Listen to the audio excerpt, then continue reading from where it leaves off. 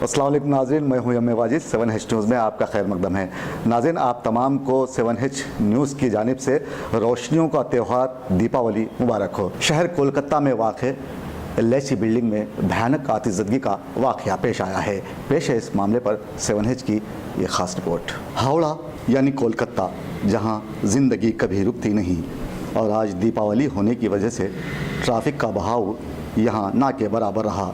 ऐसे में जवाहरलाल नेहरू रोड पर वाक़ LIC बिल्डिंग में भयानक आग भड़क उठी। 19 फ्लोर्स पर मुश्तमिल इस इमारत की 17वीं मंजिल पूरी तरह आग की लपेट में आ गई, जिसके बाद 10 फायर इंजनों की मदद से इस आग पर काबू पा लिया गया।